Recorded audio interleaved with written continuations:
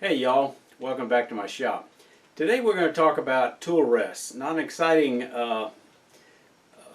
item, but an important one nevertheless. We're going to talk about safety, use, maintenance, and some considerations if you're looking at buying or making another one. Actually, the tool rest, really consider that as two parts. The banjo, which holds the tool rest, and then the actual tool rest, which slides down into the post. When it comes to the banjo designs, I know there's some lathes that where the banjo is not made, it's made for a smaller lathe basically. I know Jet and Grizzly have both made larger lathes that use the same bed, and they kept the same banjo even though they increased the swing. So that's a consideration when you're buying a lathe to look at that. Some of the safety considerations. First item, make sure you always turn your work before you start. Make sure it'll clear the banjo. Keep your banjo position as close as possible to the work, so you can't get your finger in there and you get your best tool support. You want to have your tool rest extend at least 3/4 of an inch beyond the work for safe use. You don't want to come off here and be falling off the end of the banjo. The other one is when you're sanding, take off the banjo and get it out of the way so you don't get caught between you and the work and mangle some fingers. I mentioned the banjo fitting, and here's a couple of pictures illustrating how much room you have. For example, with a Powermatic, you've got clearly more than the required 10 inches from center to the tool rest. And here's an example on the Jet Mini 1014 where clearly you also have a full 10 inches between the center and the tool rest. I don't want to get into a big discussion on tool rest height other than to make a broad statement is position it to personally suit you where the cutting edge will generally be on center. And that's the general rule of thumb. For some people it depends on the kind of work they're doing, the tool they're using, but position it where the tool cuts on in some instances above center if you're doing a planing cut with a skew. As it relates to tool height, I just want to show you, or tool rest height, I just want to show you one tool rest I have. This is sold by Lyle Jamieson, and it's actually got a threaded nut so you can dial in a very precise height, which is very handy when you're doing hollowing with a boring bar, and minute differences can bring you right back onto center. So this is very, very handy. You can do something similar if you've got a tool rest that you use at a certain height. You can certainly make you a little stop collar out of PVC and just cut a little slot in it so you can pop it in and out, and then automatically set the tool height. You can also buy a lock collar that sets with a set screw, but this is inexpensive and works fairly well. Let's talk about maintenance. Your tool rest should not have any nicks or scratches along the edge. If you do, when you're using it, it can transmit to your work and it'll reflect in the jagged cut of your work. So periodically check it for nicks and scratches. Simply take you a draw file and just draw it like this until you can no longer feel those scratches. Maybe touch it up with a little 150 220 grit sandpaper to kind of polish it up a little bit. And it also never hurts to take a little piece of paraffin, a little piece of wax to smooth out the surface as well.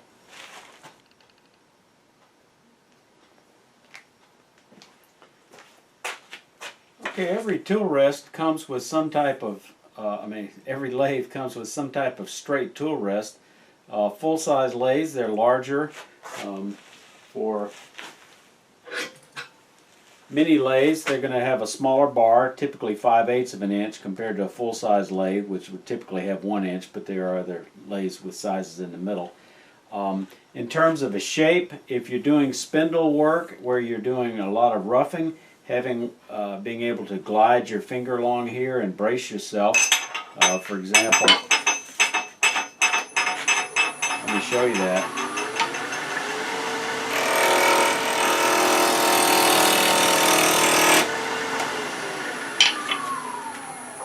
Having that type of design can be very helpful.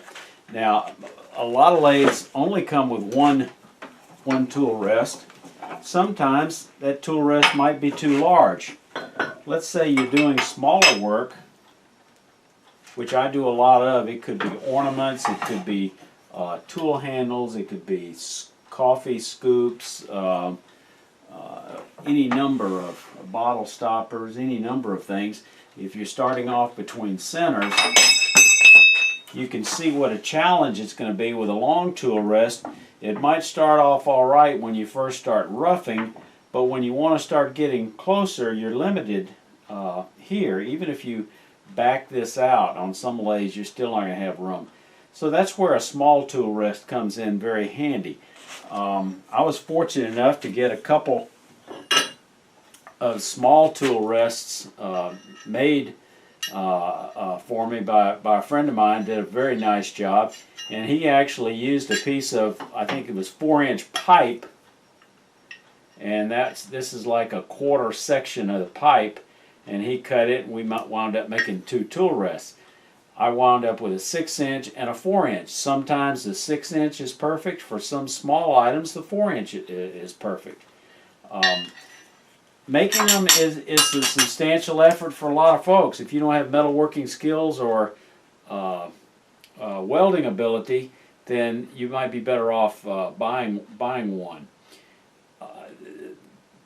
Vendors for tool rests, there's a number of them. There's Woodcraft, Rockler, Penn State, Best Woods, Craft Supply, Packard. Some of them have some real bargains on some smaller the smaller ones for the mini lathes.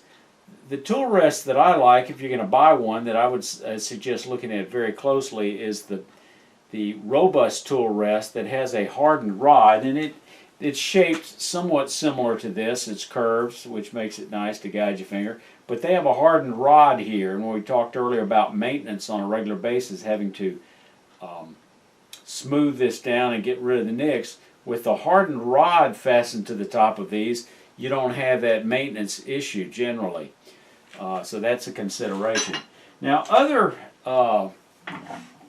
tool rests, let's talk about curved tool rests that you typically have, you might use for bowls. I guess the point that I would make, and these comments are my personal comments and preferences, and I wouldn't disagree with anybody that had different preferences and different experience, because their conclusions may be equally valid, but I'm suggesting for an awful lot of turners, you don't need a bowl tool rest. And let me show you some examples and some photographs here where you can see. Let's start off with a mini lathe. You can see the challenge with the small, I think 6-inch tool rest that came with a 1014. Now they're the 1221, and I think they're 15-inch. They're 15-inch. They're 12-inch lathes. I think come with a longer tool rest. But with this 1014, with a short tool rest, you can see what a challenge you have on this bowl, which is 9.5 inches, as shown in this picture. On the inside of the bowl, you're having to reach out over the tool rest a little bit. So having a curved tool rest, as shown in this picture, allows you to get a lot closer. Now, how important is that to you? I'd suggest you'd have to look and see and actually try it. What I would suggest, though, is there are an awful lot of demonstrators out there doing a lot of demonstration on the road that always make do with a stock tool rest on a full-size lathe. They don't carry one with them, and very few clubs are going to have a curved tool rest, and they do just fine. If you're going to turn a lot of bowls on a mini lathe, you might consider, if you're having a problem, consider a curved tool rest. But if you're not having a problem, I would say don't go looking for a solution. Now here with the Powermatic, you can see with this long 14-inch tool rest, you can reach inside this 14-inch bowl without any effort, and you get good support.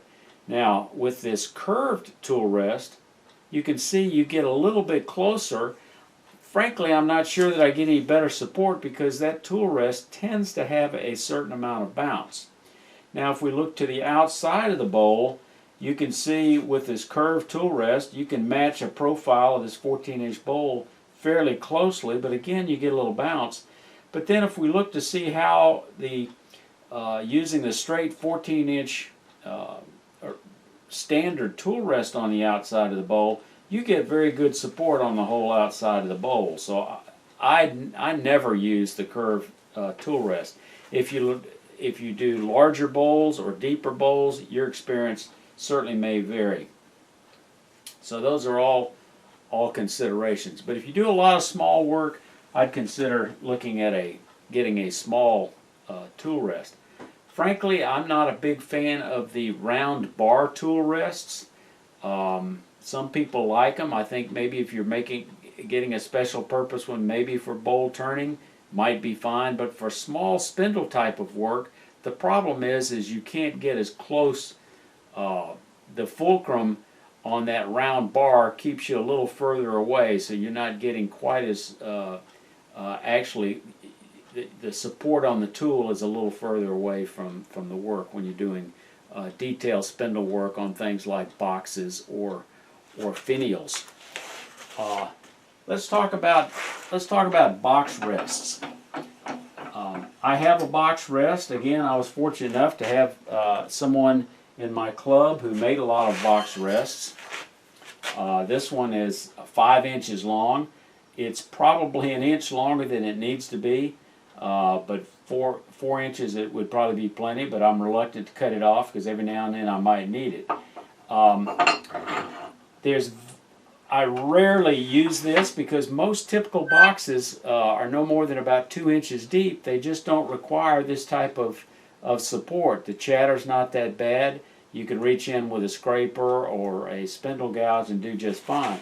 So a typical box of, say, 2.5 inches deep, which would be for me a fairly large box, you don't need a box tool rest. However, if you're doing something much deeper, let's say for example you're making pencil pots and you're going deeper than 3 inches, then a flat tool rest, a box rest, comes in very handy for scrapers going in there at a deeper distance. And no matter what kind of scraper you're using, a tool rest support flat can help you out. Sometimes it works better on a negative rake scraper since the tool is flat to have that edge on top. So box scraper, a box tool rest, I would say if you see you have a need for it, then evaluate it. But if you don't have a problem, don't go looking for a solution to throw money at. Okay, a couple of other considerations when you do go to buy one or make one. Evaluate the length of the tool post. Make sure you're getting the right size. If you've got a full-size lathe with a 1-inch hole in the banjo, verify that it's actually 1 inch. Some of these imported lathes might be a metric 24 millimeter, and a 1-inch post may not fit, which may require you to either get a special size post that's a little smaller, which is a little trickier, or you may wind up having to drill out the post. Not an issue with this standard Powermatic 3520. Making them is a viable solution if you have you have a friend with the welding skills. I'm going to put a link here. There, Rick Turns.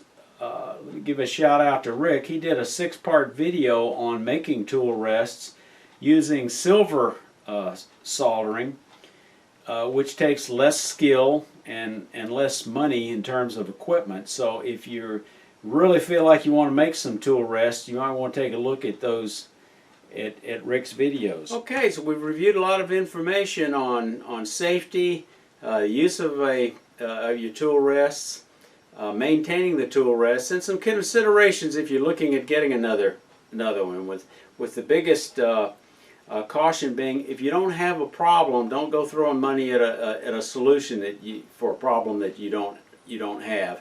And sometimes buying one is the best solution, but if you got the skills, try making one. Safe turning.